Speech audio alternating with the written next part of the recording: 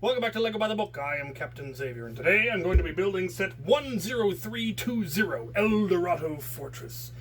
This is a re-release, an upgrade, a remake, whatever you want to call it, of the original Eldorado Fortress from 1989, which I have here in the background so that I can do the comparison at the end. But I'm looking forward to this. I'm excited.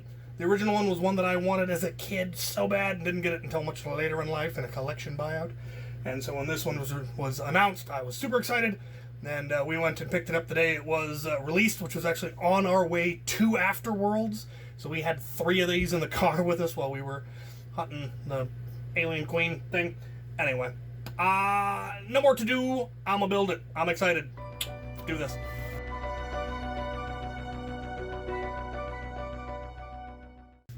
Alright, starting with bag 1. We have all the VIP stuff, making their stuff more, the story.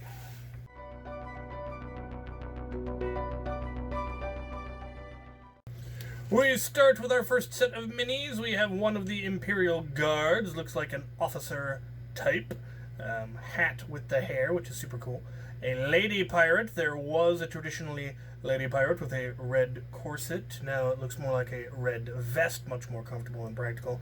And our random pirate dude fellow guy there. Very cool. One pirate dinghy for the pirates to sneak up to the fort in. Let's go ahead and put them in that.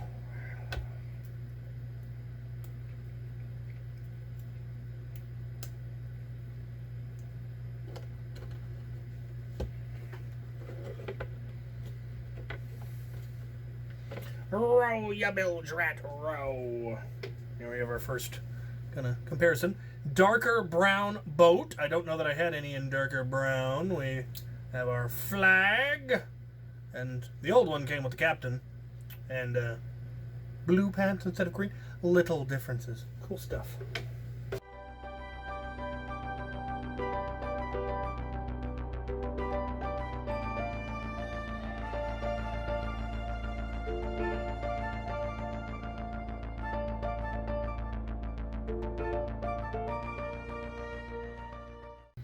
And there we have the merchant ship. Now, this ship was not originally a part of the Eldorado Fortress. The ship that this is an homage to, or an upgrade of, actually came from the Imperial Trading Post, which came in the Pirates 2 line. I might have at least something close to the original around here. I do, though I don't have all of the rigging. I do have the sail, which, as you can see, it is more or less the same. Slight difference in design, but yeah, this one is filthy. It's been sitting around for years, but you can see it's definitely meant to be the same concept. They've just done a better job at doing the hull and some of the detailing. Again, techniques and parts that exist now that didn't exist then. So I think it's cool that they included this, because this is just a neat little ship. I dig it. I assume this means that they will not be making another Imperial Trading Post. Who knows? Maybe they will. Maybe they'll make a bigger one of this. But, yeah.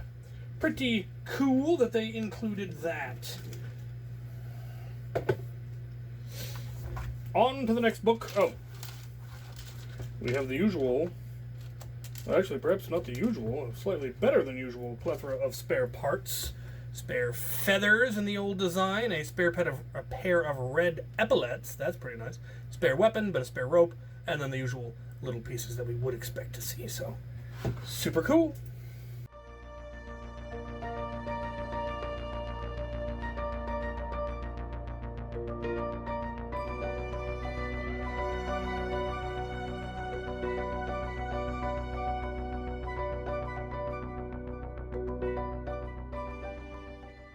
There we have bag number 2, and it's the front section.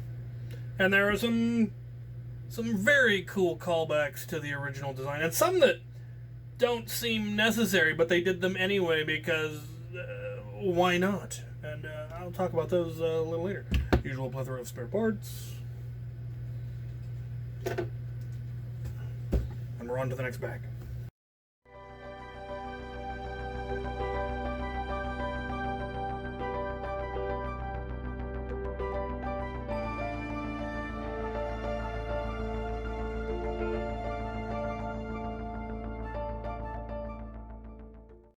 And there we have the ramp, which is actually really well done and actually has studs on it, so you could actually have Fig standing on it, which you could not do in the original, but it still has the cobbled look. I think it's pretty cool and very solidly built.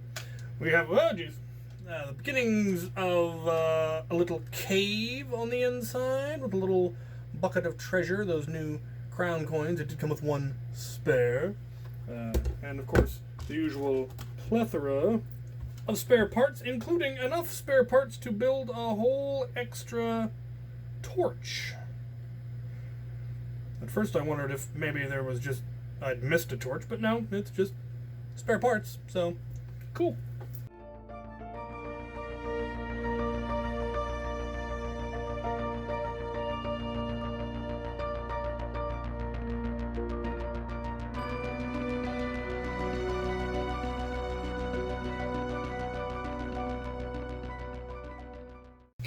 Usual plethora of spare parts.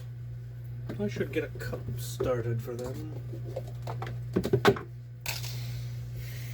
And here we have the real beginnings of the fort itself.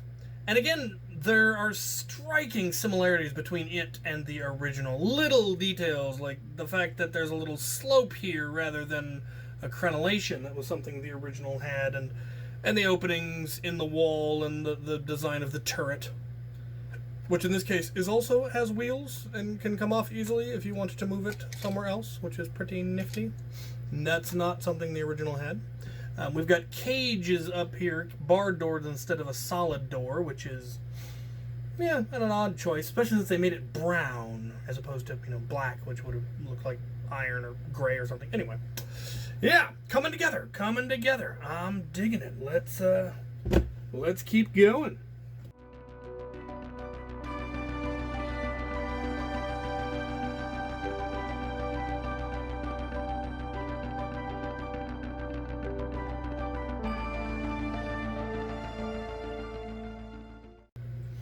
And there we have the completed first section. Again, homages abound. The angled muskets, the angled door.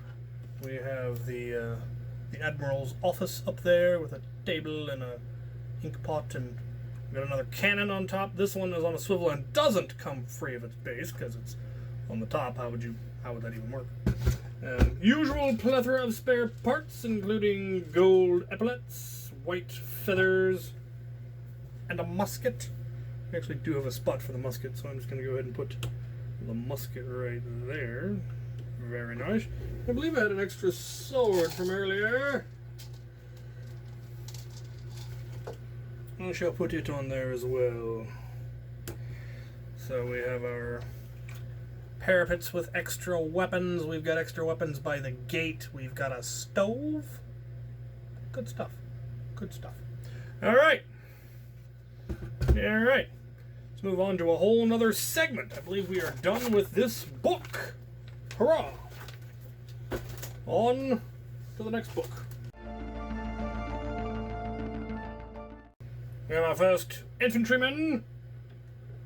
Again, very similar to the previous, just a little bit fancier, a bit more detail, but definitely meant to be very similar.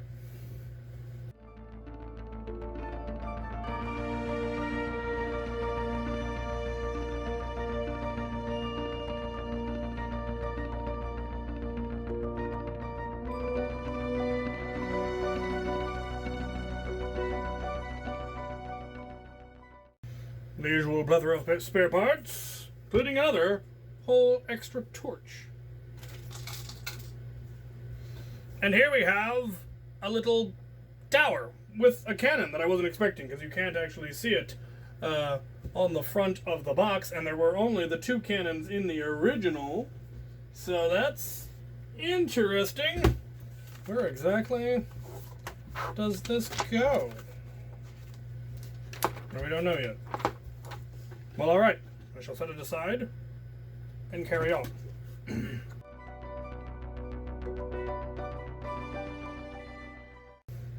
Right.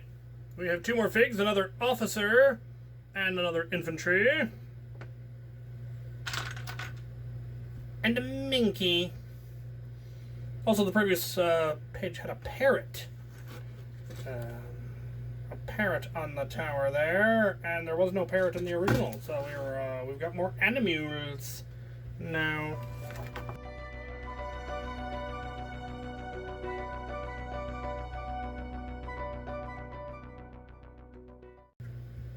And here's what we have. Took me a while to figure out what it was. It looks kind of like a dock, but it does have a trap door, which is nifty, and a picnic happening. We do finally have a cup for the Admiral, though it's not glass, it's silver. Yeah, and apparently this connects to here.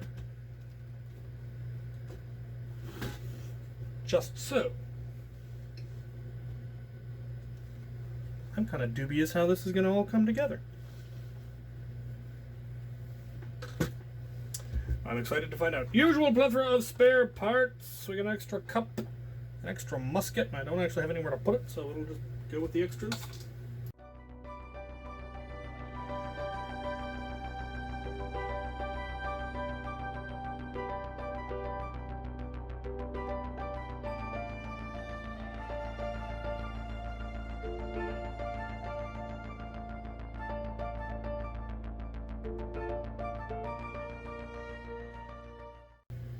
The usual plethora of spare parts. And we have the crane tower, which we had a crane tower in the original, though it was fairly simplistic. This is similar, but more detailed, a much more detailed crane. We actually have a proper winching system. It is a neat design. There's some cool elements going on in there. We have some supplies hidden here in the back. This is, after all, a fort. There do have to be supplies. That's pretty nifty. And I dig it. Yeah, I dig it. Alright. We carry on. Let's show where this connects. We haven't gotten to there yet. Okay. We're on to bag number 9.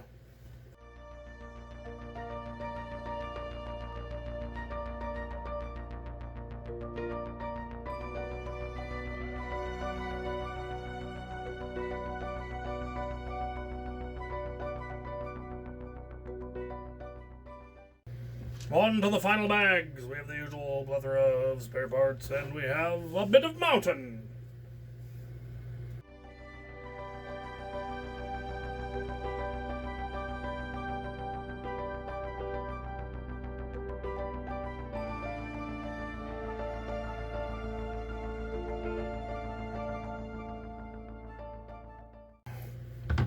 Spare parts. Including more epaulets. Got a lot of epaulets. This is pretty cool. Alright. Now we can attempt to assemble the thing. Bring together all of the parts and see if I can't figure out how this thing's supposed to go together.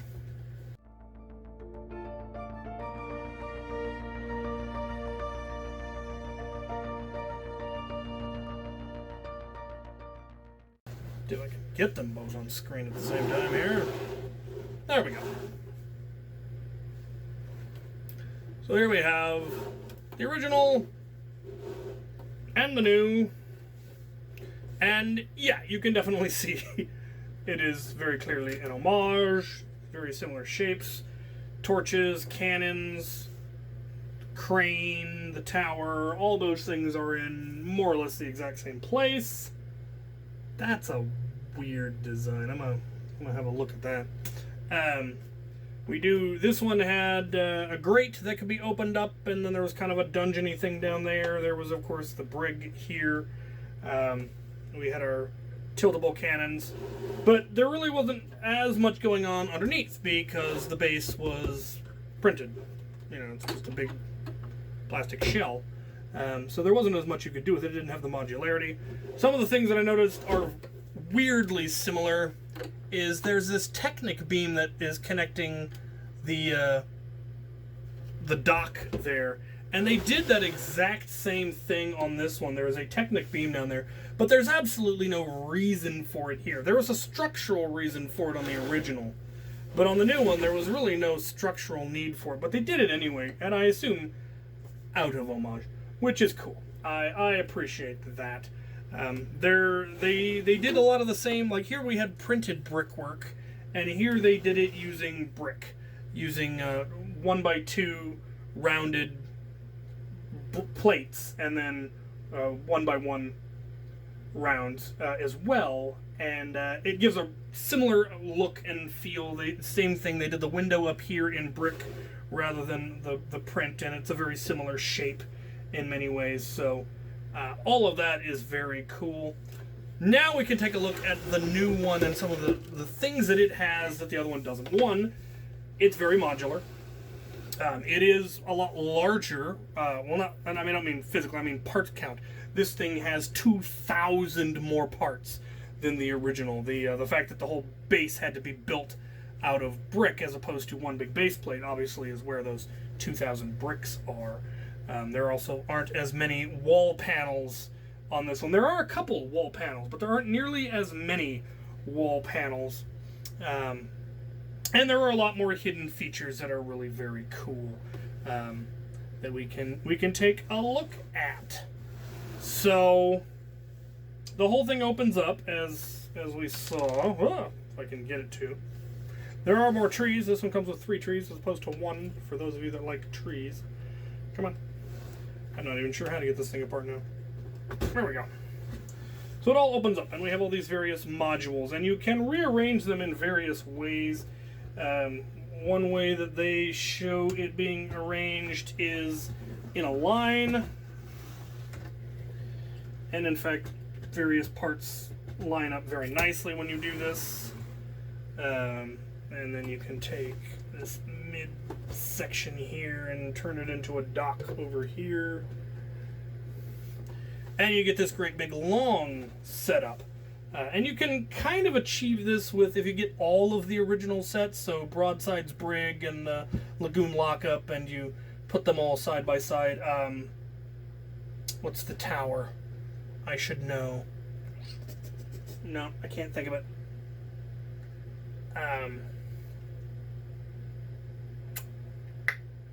It's gonna bug me now. Saber Island.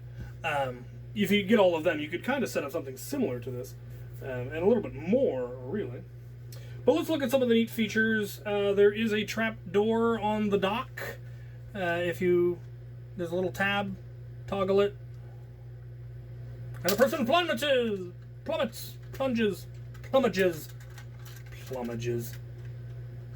It is too late. I am too hungry for this.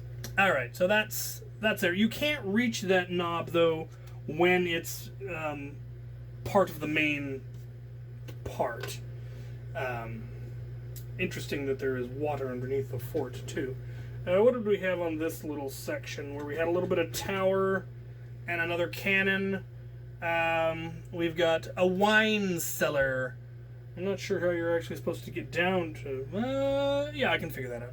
There's a way to get down there. There's a wine cellar with another chest. There's a bunch of chests. I think there's 3 at least chests in here.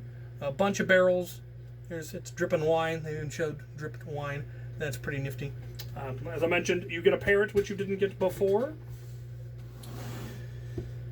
What do we got in this section? In this section, nothing terribly exciting. There's a secret kind of tunneling thing there. Dubious design. Under here we had our barrel with our treasure. Somewhere in here there is... Oh yeah. There is a secret box with a secret letter in it. I don't know what's going on with that, but that's hidden right there. But I think the coolest action feature, here's how you get down to your wine cellar and all of that. There's a trapdoor with a ladder that leads down to where all of these lower sections are all connected together. Which is nifty. Oh, there's a pirate trapped in a section that there's no actual way to get to. He's been built into the walls and kind of a Great Wall of China kind of thing, just a poor long lost pirate trapped in the walls. That must have been a miserable way to go. Oh, but here's how you get down into there, and then, of course, if this was here as well, I would I don't know why they told you to put it the other way. It doesn't make any sense to have it in here this way. Well, I guess there is still passage along there. But I would have thought it would have made more sense to have it go this way, and then you could actually get to that underwater section. I don't know, I didn't design it. Anyway. But, in my opinion, the coolest action feature that they kind of had, or play feature, is in the brig here, this jail section, which there was in the previous one. And one of the questions asked is, how does people keep getting out? Well, this little section of wall can be pulled away. This isn't meant to be, they blew a hole in the wall. It's just so you can reach the feature, which is a little trap door here that opens up inside the jail. And then if you drop a fig down through it, they end up sliding out of this little waterfall section. Whee! And that's just cool. I like that. Wah! Kasploosh. Those kinds of just little Easter egg things I love when they add those. I like play features. I'm big on play features. So, yeah! I definitely like it best in its all assembled configuration. No, I'm telling you, it makes... maybe. It doesn't lock in if you put it this way, but it doesn't really need to either. I'm going to put it that way. Now, one thing I don't much care for is this gun turret where there should be the rest of his office. I don't understand why they went with that instead of filling this out. Now, on the original, there is also kind of a open floor design on the Admiral's office, but it does at least vaguely have full walls, so that might be something that I will alter. I will get rid of this ladder and just fill out the back of this into a full building, as it were. I find that to just be a really strange design that they gave you, what vaguely looks like an office and then a cannon. And I understand that's built that way so that when you open it up, if you can open it up, there we go, that on the back side when these connect, it kind of creates a wall thing there, but I still don't care for it. So I'm not going to do it that way. I'm going to do it my own way. Trick is going to be finding enough clean white brick to fill that in. Or maybe, since this is one that I actually will probably keep on display, you just won't see it. You just won't know about it. But yeah, I am as the elder millennial that all these things are targeting, because I was 6 when this set came out and desperately wanted it for my birthday and didn't get it. Sets like this really make me happy. Seeing how far LEGO has come from this, which I thought was an amazing set then, to this, which is a wonderful homage, a wonderful upgrade. Very, very well done. Tastefully done, in my opinion. It captures the essence of this, but also introduces all of the new techniques that have come up. The base building and the brickwork design and all of that, but still having the play features, the crane that actually works, secret passageways and tunnels and firing cannons. And I like that they made the cannons so that you could take them off. You could put them on a ship. They've got like ship wheels, or you could make a field army or what have you. That's a neat little thing that they added. So yeah, I dig it. So let me know what you guys think of the new Eldorado Fortress as compared to the old Eldorado Fortress. Did you think they went too far? Do you think they did a good job?